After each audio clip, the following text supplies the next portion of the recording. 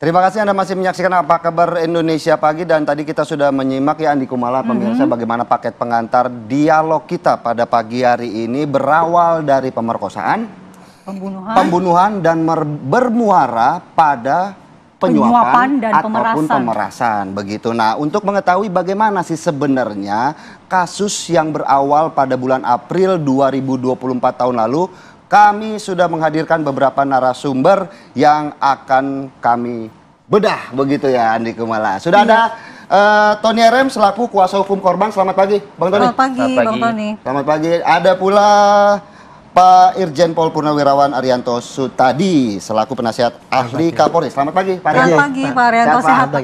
Alhamdulillah. Dan juga sudah terhubung secara daring ada Jutek Bongso selaku wakil Sekjen Peradi. Selamat pagi Pak. Selamat pagi semua, Mas Philip, Mbak Mala, Mas Arianto, dan Mas Tony. Baik. Sebelum ke Pak Jutek, sebenarnya saya mau ke Bang Tony selaku kuasa hukum korban yang mengikuti perjalanan kasus ini dari awal. Seperti apa sih Bang? Baik. Jadi pada tanggal 23 April 2024, klien saya Pak Radiman, ayah dari FA, korban yang meninggal dunia, itu dihubungi oleh orang yang mengaku dari polisi Polres Metro Jakarta Selatan agar datang ke Polres Metro Jakarta Selatan. Ditanya ada apa, ya sudah datang saja, nah, nanti dijelaskan di kantor. Setelah datang, kemudian dijelaskanlah bahwa anak bapak telah meninggal dunia. Langsung dia shock. Lalu kenapa dijelaskan? Menurut keterangan klien saya, dijelaskannya itu saat itu dicekoki, ini meninggal ini karena dicekoki narkoba. Oke. Nah, pelakunya sudah diamankan. Baik. Nah, sehingga langsung kan sebagai orang tua ini membuat laporan polisi untuk disidik lebih lanjut. Diamankan kan belum tentu tersangka kan. Berarti pada saat itu sudah ada laporan polisi dari ayah korban? Sudah.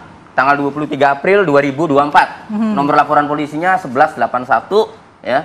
Polres Metro Jakarta Selatan tanggal 23 April 2024. Setelah laporan polisi diperiksa seperlunya oleh penyidik, kemudian diotopsi besoknya setelah persetujuan dari ayahnya.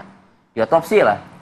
Setelah diotopsi, kemudian tanggal 24 itu langsung diotopsi, kemudian dipulangkan dan dimakamkan.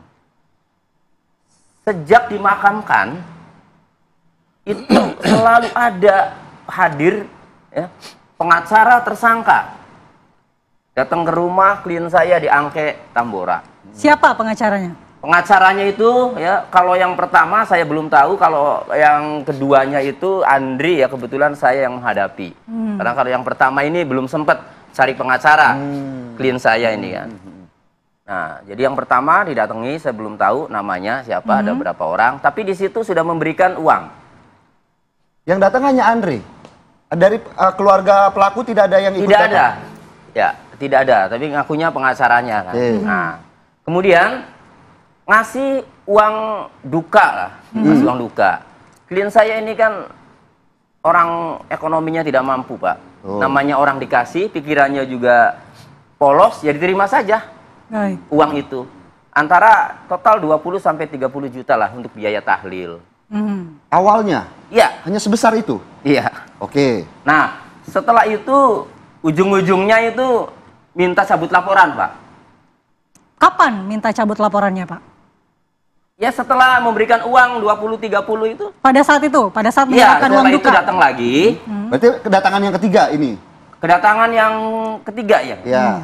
Datang lagi, ya, minta cabut laporan. Nah, damai lah, ingin damai. Nanti dikasih lagi, kan gitu. Baik. Nah, sejak itu kebingungan. Bapak ini, klien saya ini. Kenapa? Karena satu, ini pembunuhan kan. Terus yang kemudian yang kedua, ini apakah saya boleh damai, kan? Sementara ini pembunuhan. Nah terus apakah saya boleh meminta nanti takut pemerasan, itu pikiran orang awam kan. Ya. Nah, akhirnya dia ceritalah kepada saudaranya, seorang wartawan.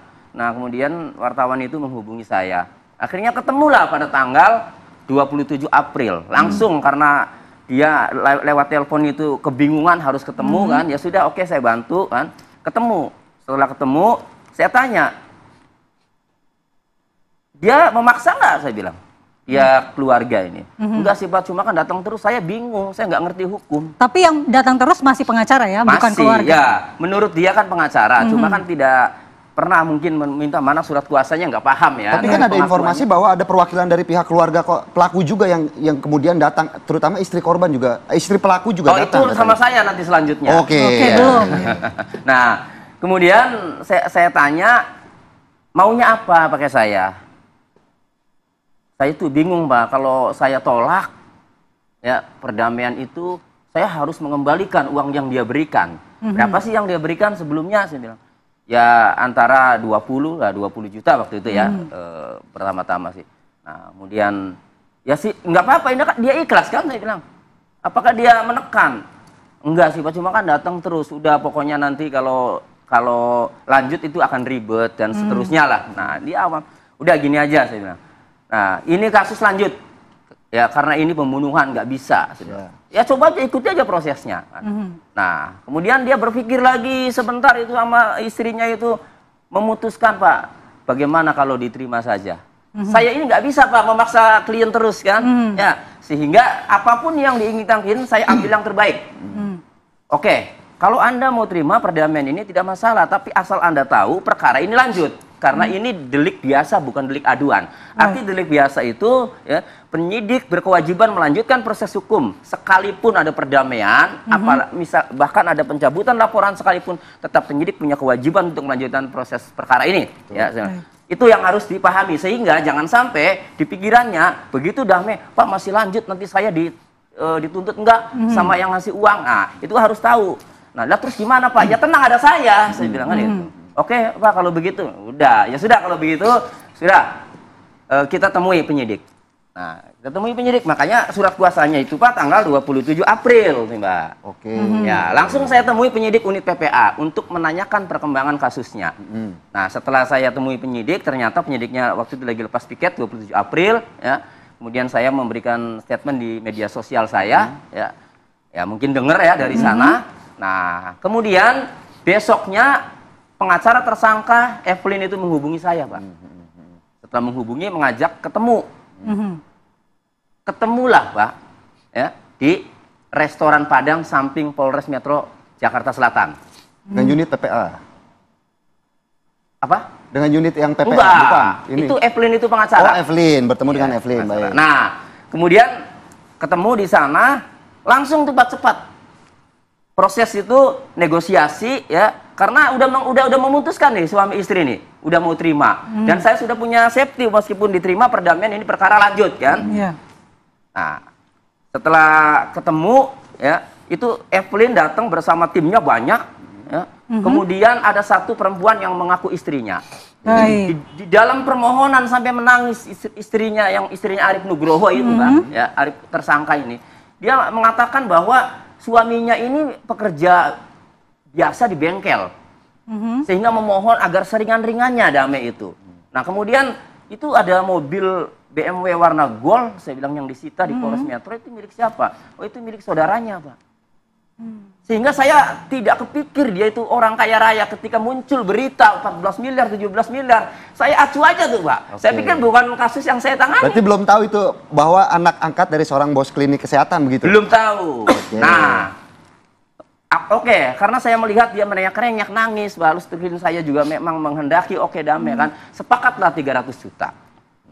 Nah, kemudian dia yang sudah menyiapkan surat perdamaian, ya. Bisa dikasih lihat mungkin surat perdamaiannya juga, pemirsa juga penasaran bagaimana mungkin. ini adalah surat yang kemudian ditandatangani dari kedua belah pihak setelah menerima uang 300 santun juta. 300 juta. Begitu ya. Nah, surat perdamaian ini pihak pengacara dia ya tersangka Evelyn yang membuat semuanya. Kemudian yang kedua surat pencabutan laporan. Di situ tertulis surat untuk mencabut laporan itu ada. Iya, apakah ada dua. ditandatangani juga? Apakah ditandatangani juga? Ditandatangani. Walaupun kan sudah dijelaskan juga bahwa ini tidak bisa dicabut laporannya. Ini kan delik pembunuhan, bukan delik aduan. Ya, makanya saya jelaskan nanti ya. Nah, dibuatlah surat perdamaian ini. Nominalnya juga ditulis nih terang-terangan nih 300 juta. Ya. Nominalnya ada ya, di 300 situ juta tertulis. ada. Nah, kemudian ada satu klausul yang saya coret di sini sebelum ditandatangani. Di dalam pasal 4 ini, di sini pada intinya setelah perjanjian ditandatangani ini ya sepakat menjamin bahwa proses hukum ini akan berhenti atau tidak ada tindakan-tindakan hukum. Di situ saya tidak cocok.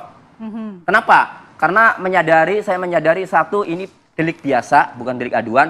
Yang kedua, yang berwenang untuk menghentikan itu adalah penyidik. Bukan klien saya. Jadi saya coret, ini kan. Saya coret, mau nggak? Kalau ingin damai, saya coret nih kan. Tapi kalau nggak mau, ya sudah nggak jadi. Karena jangan sampai klien saya sudah menandatangani seolah menjamin. Begitu kasusnya lanjut, perkaranya nanti nuntut klien saya. Udah tanda tangan menjamin. Apakah dijelaskan kepada istri pelaku seperti itu? Semua itu, Pak, di forum. Nah, ya oke, dicoret. Semua forum. Ya. Nah, kemudian ditandatangani lah, Pak. Oke, tanda tangannya ada ya? Ada. Radiman, orang tua. Nah, ini Arif Nugroho. Arif Nugroho belakangan, karena ada di dalam kan. Berarti pelaku waktu pertemuan ini juga datang? Enggak, belakangan mau tanda tangannya. Oke. Iya, jadi tanda tangani dulu. Nah, setelah ditandatangani, Arif Nugroho ini kosong ya, karena ada di dalam tahanan. Sedang ditahan. Ya. Pengacara Evelyn mengajak saya, Pak Tony, bagaimana kalau kita ayo menghadap penyidik, termasuk Kasat Reskrim. Untuk apa saya bilang? Untuk langsung mencabut laporan. Saya dalam hati ya, cuma saya tidak saya sampaikan. Karena ini pengacara harusnya tahu dong. Saya aja pakai strategi kan gitu. Dalam hati, ini kok langsung mencabut? Nggak semudah itu gitu loh. Ada dua yang saya tidak mau ya. Saya tidak mau diajak Evelyn untuk menghadap penyidik. Satu, delik biasa. Yang kedua, kalaupun ya delik aduan misalnya pencemaran nama baik, tidak langsung permohonan penangguhan penahanan berdasarkan perdamaian ya. Itu nggak ada sifat penghentian tuh, adanya permohonan penangguhan penahanan biasanya. Itu hanya diajukan saja Pak ke Kapolres. Setelah itu tunggu mereka gelar, mereka rapat kan nanti. Setelah disetujui RJ-nya baru dipanggil lagi. Jadi buat apa juga saya mengikuti Evelyn langsung hari itu juga menghadap Kasat mau mencabut, ya, makanya saya tolak. Nah gitu. Nah. Itu jadi kronologi sampai perdamaian. Cukup jelas dipaparkan oleh Bang Tony. Nanti kita akan minta tanggapan Pak Haryanto dan juga Bang Jutek. Namun kita jeda terlebih dahulu, pemirsa jangan kemana-mana. Kita akan lanjutkan dialog usai jeda.